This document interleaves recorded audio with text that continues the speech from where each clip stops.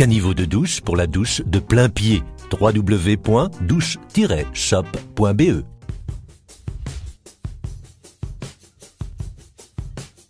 Je m'apprête à installer une douche à l'italienne. C'est moderne, à la mode, facile à entretenir et pratique pour y entrer et sortir. Même si c'est un travail conséquent, vous pouvez le réaliser vous-même, à condition de bien vous préparer et de veiller à l'une ou l'autre chose en particulier.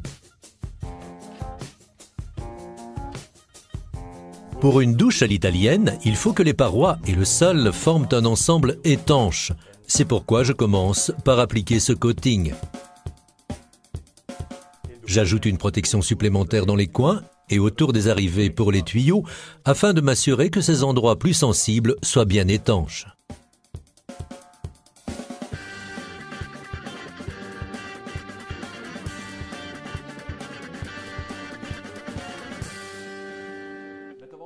J'en ai fini avec les parois pour l'instant. Je vais maintenant m'occuper du caniveau et de la chape. Choisissez de préférence un caniveau muni d'une grille et d'un corps en acier inoxydable. Après le verre, c'est en effet le matériau le plus hygiénique.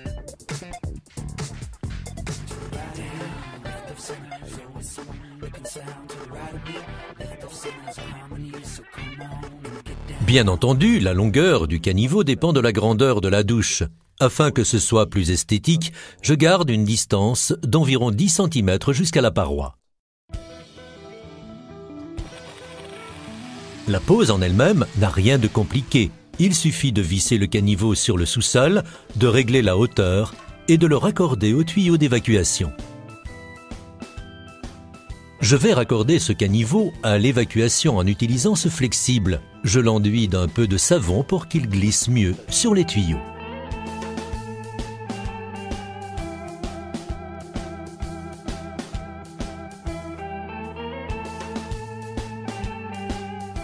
Voilà, le caniveau est à l'horizontale. Je peux commencer la chape en prévoyant une inclinaison vers le caniveau.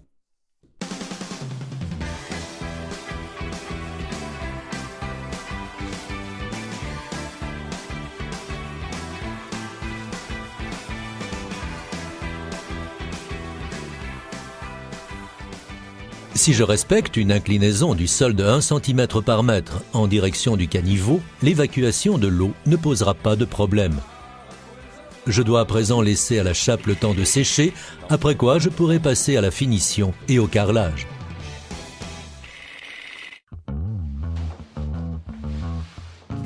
La chape a maintenant suffisamment durci. Je vais pouvoir poser ma membrane d'étanchéité en commençant par faire une découpe de la taille de mon caniveau.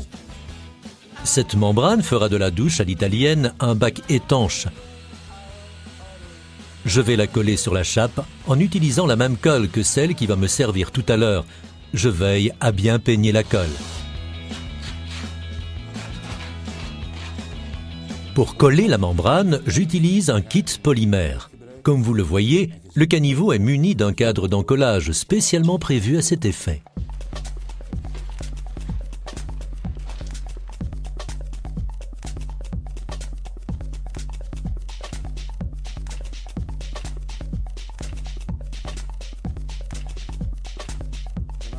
Je couvre aussi les joints entre le tapis et les joints de pourtour avec mon kit polymère.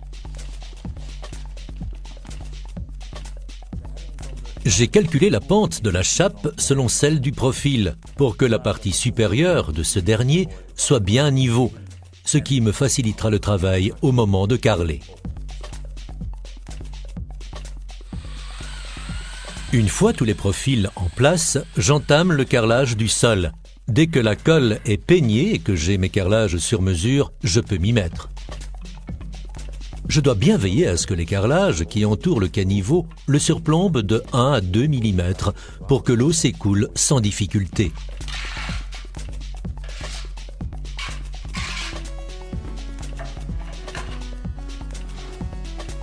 Je pose les carrelages en pratiquant un joint de 2 mm.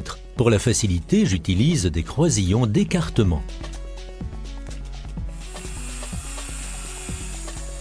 Lorsque la colle ressort, j'utilise une masse en caoutchouc pour aligner tous les carrelages. Une fois que la paroi est carrelée, je peux faire les joints dès le lendemain. Pour bien faire entrer le produit dans les joints, je le fais en diagonale.